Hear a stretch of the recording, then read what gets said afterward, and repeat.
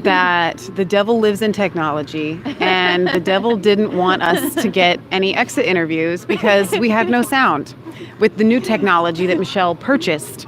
However, not to start out with the negative, but we're trying again with no one left to interview because we weren't. I literally this time we. Okay. Anyway, No. we went and saw. Wait, I'm going to interview Michelle. Okay, so Michelle. What? I am a Diamond and Silk fan, by the way. Okay, Thank so you, this Gary. morning you got a text message from someone saying, "Hey, you want to go check out this documentary, this movie?" Yes, my sister Leah sent me a text message this morning and in a group text with our dear friend Kansas Cowboy, and said, "Oh my gosh, tonight is Diamond and Silk's one night event where they're going to be playing their movie Dummycrats." And she was like, "I know we just got finished with a heavy, busy weekend of work, but would you like to go?" And I was like, I don't even know why that's a question. Of course we're going to go and see Diamond and Silk's movie because they're Diamond and Silk. Bling bling, baby. Thanks to Gary. These are Diamond and Silks. Bling bling. Do you have any other questions for me? Oh, I have tons of questions for you. Thank you for joining me in this interview. All right. So, was it what you expected? No, it was not. It really wasn't. I thought On a scale of 1 to 10. a 6 on what I expected. It was far more. It was okay. I'm gonna answer my own question. It was literally like Let me have it. off the Richter scales on what I expected. Okay, I thought you meant compared to what I expected. It was Yeah, compared to what I expected. exceeded. Oh, yeah. That's what I mean. A scale of 1 to 10. Like if 10 was what I expected, it was not close to that. But not that it's lower. I'm just saying it wasn't anywhere close to what I expected. Okay, as good as what you That's expected. a better question. Okay. It was 100. Okay, that's Way better than I Better expected. answer. It was way better than I expected. It was seriously, it had us in stitches from the beginning. It started out with Hillary Clinton. So what exactly when it said Dummycrats, I was thrown for a loop because I didn't know what it was going to be about. So Right. tell people a little bit about what it was about, why it was called Dummycrats. Okay, so you know what circus music is? The kind of bumbling type music that you would play when a clown is moving around. That kind of went throughout the entire thing. And they went through and they showcased the bumblingness of the Democratic Party. And it was so much fun. And like I said in the video that we tried to do going live, it showcased so many things that we've already covered on our show that we bring to you guys with Crazy Maxine and Crazy Nancy Pelosi, Mad Maxine and Crazy Nancy Pelosi, and so many more. There were things in there that I hadn't seen. It was all the hilarious things packed in one thing over and over and over again. Right. And then in between, it was Diamond and Silk, Being Diamond and Silk, No, you don't get to do that part. What do you want me to do? Because you get to say all the intelligent things, and then I stand to the side. Somebody said the other day, when Silk be talking, it's important. You got to pay attention, okay? We love them so much. We've been compared to as the white Diamond and Silk, which I think is one of the highest compliments that we've received on our show. We've had that. We don't deserve it. We don't deserve it, actually. If you guys are watching this Diamond and Silk, I hope that does not offend you, but. So they started with Hillary, and it just kept getting better and better from there. All their flubs, all their craziness, all their the fact that Hillary Clinton was actually not even physically capable of being president. Right. Of watching her slide down those steps in India, I could just she embodied Weekend at Bernie's. I know. In that moment. I know. She had the same outfit on. I mean, it was insanity. But then Diamond and Silk literally took it to the streets. Yeah. And that's what she said. They went to Nancy Pelosi's district. They went to Maxine Waters' district. They went to her district office. They tried to get an interview. They interviewed people on the streets. They interviewed the homeless. They interviewed the people that clean the poo off the streets in Mad Maxine's district. Actually, that Nancy Pelosi's district, San Francisco, Maxine Waters, L.A. Right. Maxine Waters lives in a giant $4.1 million mansion. And them girls had the answer right then and there. Outside of her own district. And inside of her own 10 district. miles. Right. You saw the cute dancing. Inside of Maxine Waters' own district. Right. Everybody is suffering. It's poor, it's run down, and she lives in this fancy pantsy place. High on the hog. High on the hog. They said. And Nancy Pelosi lives high off the hog. While literally, what gift did they leave for Nancy Pelosi?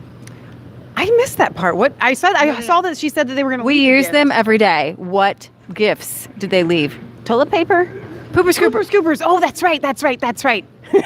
To pick up the poop. I think there's like I forgot. San Francisco, Nancy Pelosi's district now has an app for you to report the poo. What is it? The 311? I don't know. I think that's what it was called. The 311. They've had app. so far 14,000 reports. 14,000 reports. I thought it was Kansas. What was it? Of piles of poo. The people who do this get paid like $170,000 or something with benefits to go pick up poo. It was insanity. So we saw a different side of Diamond and Silk mixed with who they really are, but they got on the streets. They did legitimate reporting. Not that they don't do that, don't get me wrong, but I mean going and interviewing people and getting out there. I mean, I was beyond impressed and they weren't self-conscious. They went in there like a powerhouse. It was incredible. Yeah. We were so at the end, they had Brandon Straka from the Rockaway movement there. Yes. And I love that. They're going to have a gala. So if you're anywhere near Washington, D.C., the weekend of October 25th, 26th, 27th. I think it's the 26th and 27th. That weekend, Friday, Saturday, and Sunday, around those numbers. They're going to have a beautiful gala, dress up, fancy thing at the Trump Tower, Trump Hotel, or something like that. Whatever Trump is in D.C. Right. And then they're going to march on Washington, probably the Washington Monument. And then they're going to have a brunch the next day. Right. Dinesh D'Souza is going to speak. They're going to have Tommy Lauren there via satellite. And I love Donald Trump Jr. is going to be there via satellite, but they're going to have a lot of other people there. Diamond and Silk are going to be there. Diamond and Silk are going to be there, even though they didn't actually tout themselves. Stacey Dash is going to be there. So it's a really exciting movement. And chicks are going to be there. Just kidding. No, just kidding. So what I loved at the end was Diamond and Silk came out of the Democratic Party in 2015. Yes.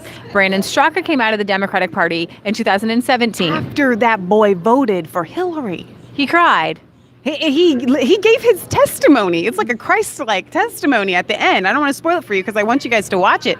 But it's so powerful how he processed the information, all starting with watching the video. I think many of you guys have seen it, about where they were saying that Trump had made fun of a disabled reporter. And then one of his lifelong friends or confidants or people in his life had sent him his old babysitter. Just watch this. And they showed a compilation of how Trump always does those same gestures and the same facial expressions, the same tone of voice when making fun of reporters or people that are in the wrong in the past. This is a 10-year compilation. Yeah, exactly. And so he started to ask questions. He lives in New York, and he started to ask in that little liberal bubble. He's a hairstylist. And he started to ask his liberal friends questions and say, hey, what do you think about this? And then everybody shut him down. They said he was brainwashed. So they said he was in a cult. He was met with animosity, anger, violence, vitriol. Okay, that's not what I have to be honest with you guys. When the left posts things, the right usually comes with sound-minded answers, and we can have a civil discussion. Okay, when I have my liberal friends on my Facebook post things, I usually just ignore them. Yeah, and so what he found was that these liberals weren't even allowing him to have, they weren't even being kind to have any sort of discussion. Yeah, they were saying he was a traitor and backstabbing his own people, right? The LGBT community. So I love what he said, and this is so true. It's like, yes, everybody is voting Republican, everybody's voting red, but it's not yo grandmama's Republican Party, y'all. It's this core-centric movement where he said you got the crazies on the right, you got the crazies on the left, and they're still going to stay where they're at. You have the establishment Republicans. Yeah, and I wouldn't say crazies. I'm going to say establishment. Establishment. And so then within, you have the sound-minded people that can see the issues. We can join hands with people from all over and say, we just want representatives that are going to represent us and do what is best for the American people. So it's like all these people have had that. Once you have been red pilled on certain issues, then it just kind of snowballs, and it leads you into a corner that happens to be where everybody lands, unfortunately or fortunately, in the Republican camp. Right. They just land there, just going, and they look up, and the leadership isn't really any good. So what you're finding is that the leadership is literally changing. New people are rising up to take their spots, and they're they're running for Congress, and they're running in their House of Representatives, and they're running for Senate. Well, not only that, but you see men like Lindsey Graham and Mitch McConnell who are stepping up to the plate and going, you know what? If this is what the party's going to be, I can follow, I can lead, I can do whatever. If this is what they want, I'm going to be thug life. Because their job is to represent the people. And what you have, when you have a Reiner, you have establishment, what they do is they get elected and then they say, I'm going to do what I'm going to do. Right. And they don't say, hey, what do you want to do? And that's the difference between when you put somebody in office that says, I'm a Trump person, what they mean is, I want to listen to the sane people. Right. And that's why we walked away, you could say, in a way, not necessarily from a party, but we walked onto the Trump train because, number one, it was much more fun. Away from the establishment, for sure. Absolutely. I wasn't old enough to vote for Bush. That's how young I am. Yeah. But Leah did. Yeah. And so we weren't really ever voting either, because it was like all just a bunch of mumbo jumbo. We wrote in Kansas for president, even Farms for Everyone. But what we're finding is that you're going to have, when you have this kind of movement, then you have good people that are going to rise up who are going to listen to what the people need and what the people want, and liberty and justice and sanity. It's kind of like when you talk to somebody about Monsanto. It's like you sit down and you can talk about the fact that they're spraying the crops and things like that. These are red pill moments. Yeah. But the left won't even allow you to have these moments of discussion. That's what we see when we see these Antifa protesters or whatever. It's usually they don't want to have a civil discussion. They just want to drown out your voice. Exactly. And we see that in the censorship online. We see it on Facebook. We see it on Twitter. We see it on YouTube. We've seen it happen to Diamond and Silk. Here's the thing, they talked about censorship at the very end, and Diamond and Silk have a new social media campaign. It's a new, like a Facebook. It's called chitchatme.com. So they encourage everybody to go there. I'm going to check it out, chitchatme.com, and they want people, nobody's going to be censored, and nobody's going to be shut down, and the algorithms aren't going to be set up to, favor one person or another. And so they're very excited about that. And what I love, though, is that in the midst of this battle where we're being shut down, where we're being even our videos, you guys know, are being censored and things like that. But we're still laughing. We're still having a good time. And it doesn't matter if they take videos that would normally have 10,000 views and they get less than 500. That doesn't matter because we're still winning. Because we're still winning. When you add them all up together, there's still more than what the left puts out. Exactly. Do you know any famous leftist bloggers, street people, regular normal people? No, the only people that are have voices in the left are the shrill celebrities. Right. You don't know, here's the thing that we call in the Republican Party or on the right.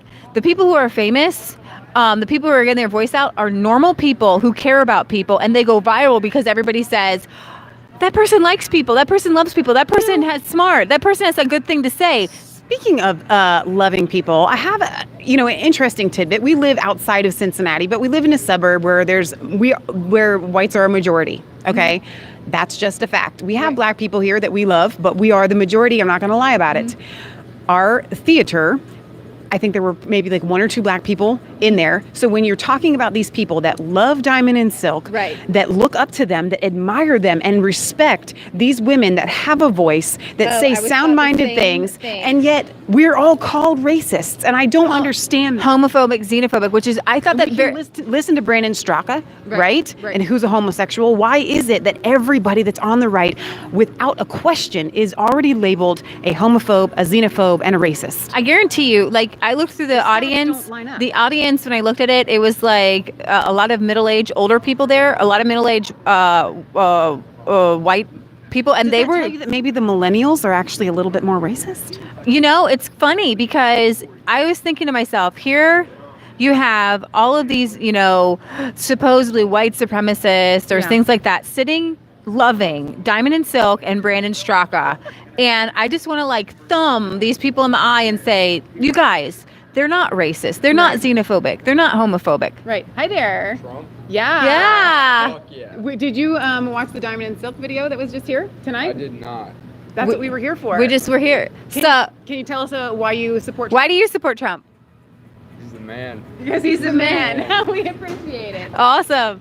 'cause So he's the there's man. a smart young millennial there. Young millennial. Sure. I love it. Absolutely. Literally. And see, I think I'm going to start wearing my Trump stuff out Yeah, more. no kidding. Because I told Leah, I put this on my hat today. Thank you once again, Gary, for our diamond and silk pin. I put this on my hat today, and I told Leah, I was like, I kind of feel a little bit self-conscious about going out in public like this. And she's like, why? You wore it to the Trump rally. And I was like, yeah, that was a Trump rally. We're going to the movies.